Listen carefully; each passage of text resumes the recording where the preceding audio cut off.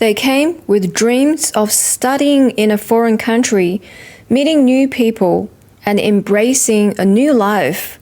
But many Chinese international students end up spending their days like this.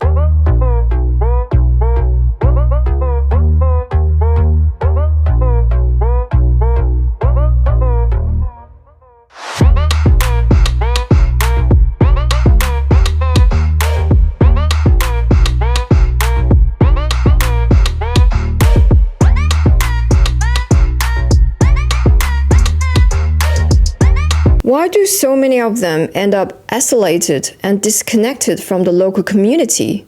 Let's talk about it. On paper, studying in a Western country sounds like a dream, but for many Chinese international students, that dream quickly turns into a silent struggle.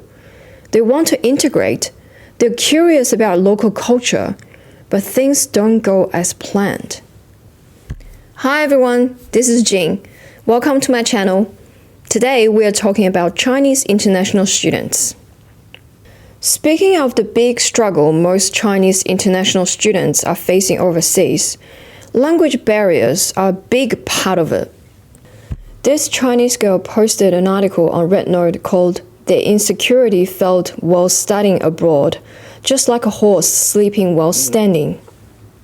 In her article, she thinks living long-term in a non-native language environment creates a deep, instinctive sense of insecurity. You are constantly decoding and encoding unfamiliar speech, which leads to mental fatigue. Even simple tasks become stressful because language isn't just for communication, it's a survival tool. Unlike in your native language, you can't relax or zone out. You're always on high alert, which makes the anxiety persistent and draining. This article sparked some interesting discussion among other Chinese international students. This girl who is studying in the States commented, "I even refuse to play any game in English or watch any movie with English subtitles. Although I know it's of great help to improve my English, I really don't want to read or listen to any English stuff when I'm home." Another girl studying in the US also agreed. Apart from the language, almost all social norms and lifestyles are brand new. You will need to learn how to socialize, go see a doctor, repair your car, and moving houses by yourself. And whatever experience you've learned so far from your parents since you were a kid will no longer work here. And in areas that are not very diverse, you need to stand for the subtle stares from the white people as well. Feels like a long-term PTSD. Another comment from someone studying in Australia. "So it's better that you take it easy, allow yourself not to integrate, and to be a foreigner forever." I do understand the struggle, as I used to be an international student myself. I felt really isolated for the first 2 years of studying in Australia. I felt reluctant to raise my hand in class even if I had a question, as I was worried that people would not understand what I was saying because of my Chinese accent. I recall during that time, every time when I needed to buy anything from the deli, I'd usually write down every single word of my order on a piece of paper and rehearsed multiple times before I left home. I just felt really worried that I may make a mistake at the counter and become an embarrassment. Although after a few years, I realized no one really cares if you made a mistake at the counter when ordering some prosciutto. Apart from the language barrier, cultural differences are also one of the major reasons why Chinese international students prefer to stay in their comfort zone. Generally in China, when young people hang out, they go to restaurants, karaoke, or go shopping together. Party culture, the biggest culture in Western countries, is quite new and intimidating to most Chinese international students. Ying-Yi Ma from Syracuse University in the States mentioned in her book, Ambitious and Anxious, that almost all Chinese students that she interviewed felt uncomfortable or even scared of party culture on American campus. She said, "Parties on the weekend are important entertainment for American uni students, where most people would drink alcohol and play drinking games like beer pong. Many Chinese students couldn't stand for this type of drinking games. Therefore, most Chinese international students would rather stay in the Chinese circle and only hang out with other Chinese students. Because the entertainment is quite simple, aka going to restaurants together, karaoke, girls to go shopping together, and boys to play computer games together. She said this is like a self-protective isolation, which is not the original intention of Chinese students, but more like their last resort. This Chinese international student in the States gave her reasons not to go to parties in this video. 盛行的文化圈，美国大学有一个叫 Greek Life 的东西，就是兄弟会、姐妹会。你进入这样的一个团体之后呢，你要花很多时间去社交和喝酒。但是我们学校没有 Greek Life， 因为是 Art School 啊，也没有兄弟会和姐妹会，所以所有的派对都是邀请制。你有认识的人邀请你去呢，你就可以去。我就被邀请过2-3次啊。我去完这种派对，最大的感受就是非常的空虚。其实大部分时间你都在找陌生人讲话，找陌生人说话的话，你就必须从非常浅显的话题说起。就比如说你是哪个大学的，你多大，你是干什么的。我本人非常讨厌这种 chit chat， 会让我觉得特别浪费时间。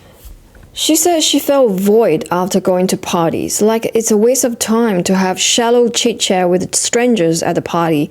She also said she didn't understand how come everyone at the party felt so desperate to strike conversations with other strangers, and that she didn't feel necessary to validate herself while talking to people who she just met.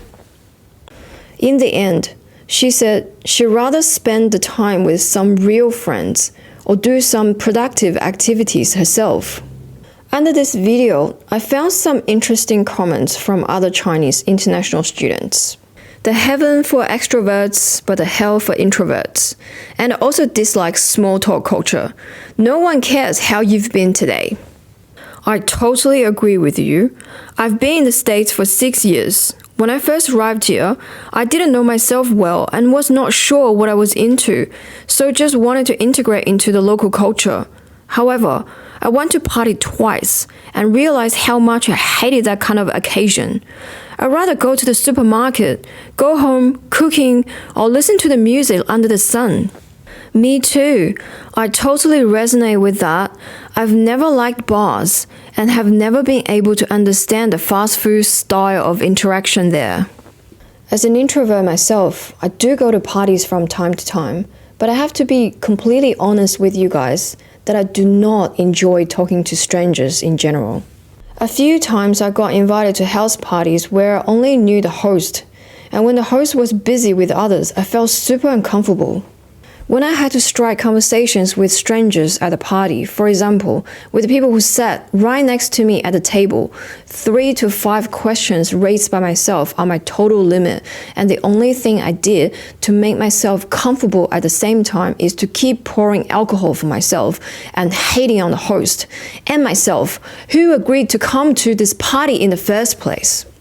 Usually after 4 drinks, that's the time when I felt like my social quota for the night has been running low and I really needed to call an Uber ASAP to go home and pet my cat. So I do understand when a Chinese international student says they don't enjoy going to parties. On Chinese social media, many students have found a way to cope through humor. They call themselves 老鼠人, rat person, a term that's both self-deprecating and strangely comforting. This is to describe a person that lives like a rat, living in the darkness like sewage and barely comes out in daylight. Let's rewatch the video at the beginning of this episode. It was originally posted by a Chinese student studying in Europe.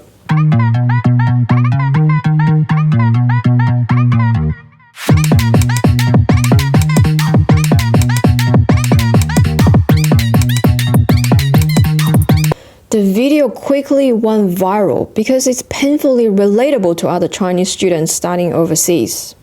The rat person's timetable is the timetable closest to the truth. Being a rat is our final destination. My lifestyle recently. I personally don't think this is laziness. It's a mix of homesickness, anxiety, and a feeling of not quite belonging anywhere. When I first landed in Australia on a student visa, I didn't have any friend. Everything was super pricey. Well, still very pricey nowadays.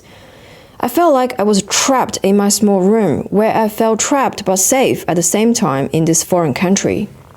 I recalled I spent most of my time in that small room studying, reading, eating, and sleeping when I was studying in uni. Apart from going to uni for lectures and tutorials, I only occasionally went out to the grocery store and hang out with other Chinese students in my sharing house. So, I myself was a bit of a rat person at the time. However, not every Chinese international student is a rat person. Some are a walking fashion icon. My name is Jay Ma, and I'm the richest international student in Canada. This is how much I spend in a day. 10 a.m. I'm picked up by my driver in my Rolls Royce, who I pay very generously at $1,000 per hour. Today we're skipping school to go on my daily shopping at 11 a.m. I went to shop at the Loro Piana for summer clothes, but there wasn't enough big logos for me, so then I left to go to the Louis Vuitton. Next month I'm going to 4 places, Tokyo, Guangzhou, Indonesia, and Paris, so I need 4 bags, one for each private jet. 12 p.m. lunchtime. I rent out the whole cafe for privacy, so I can enjoy my tea time on caviar on steak and peace. 3 p.m. I go shopping at the Cartier to buy my Baobei a new watch, cause I made her mad last night. I'm not sure why though. 6 p.m. we eat dinner at my father's restaurant. This one, priceless. 谢谢 Baba. Come join me next time and I'll show you all around my yacht. Bye bye.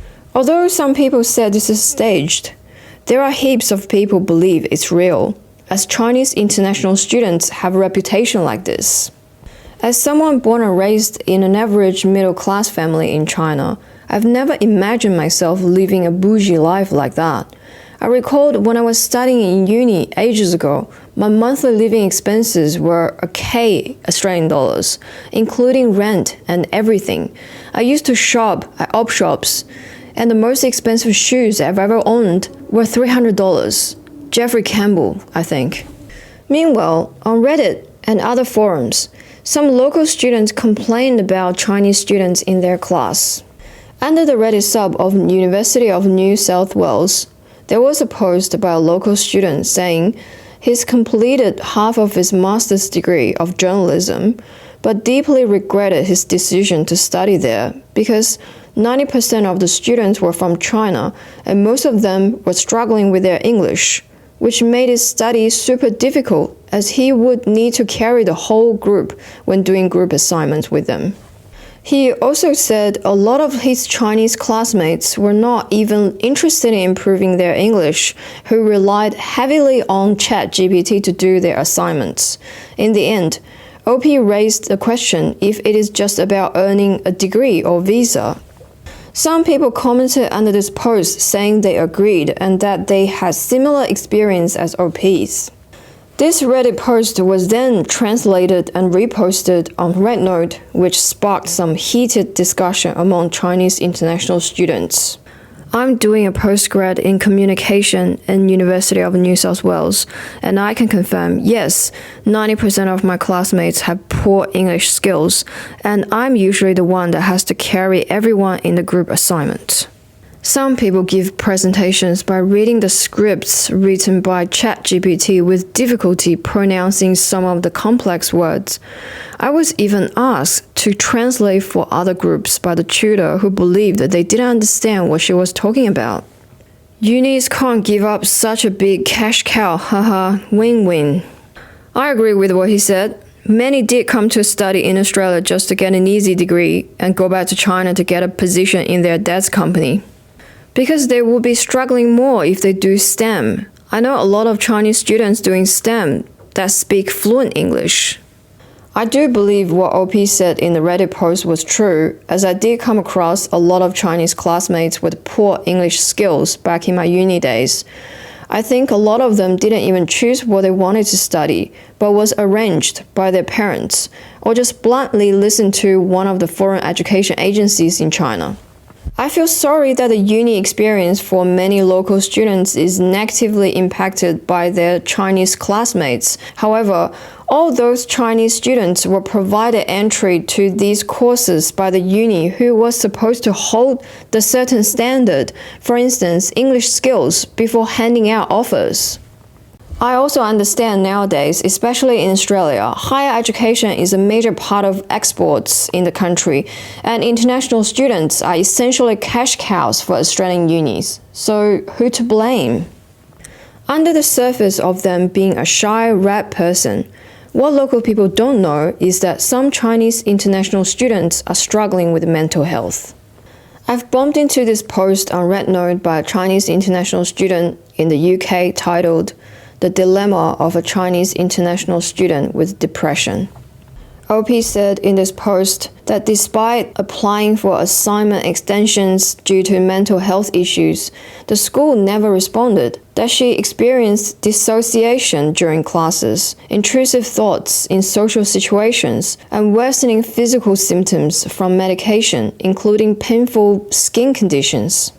She felt deeply smashed and isolated, especially since uni staff recognized the issue but still offer no help. In the end, she said that, like many Chinese students, they've been shaped by an education system that prioritizes performance over well-being. A lot of people found this post relatable and left comments. I haven't been to class for more than a month, as I can't handle my homework and exams. Then the school psychology department helped me apply for a withdrawal. They are right. Please focus on yourself as you are the most important thing. You need to survive first. I kept procrastinating and eventually became bipolar. I only took meds now. Hope you are doing well in the UK. When it was the worst, I really had a freezing reaction and couldn't even get out of bed. I was halfway through class and I felt like I was going to cry. I felt like all my classmates hated me or were scared of me. I cried for like 3 hours when I got home today. I didn't even take off my puffer jacket. I just squatted at the door and cried. My reaction was much slower than others. I really admire those who still strive to move forward despite being depressed. It would be great if society allows people to focus on their depression without judgment. Yeah, if society would allow people to slow down, forget about work and study, but just focus on themselves, it'd be so good. If you're local people studying with a bunch of Chinese international students and are watching this video, I know you're annoyed by them from time to time.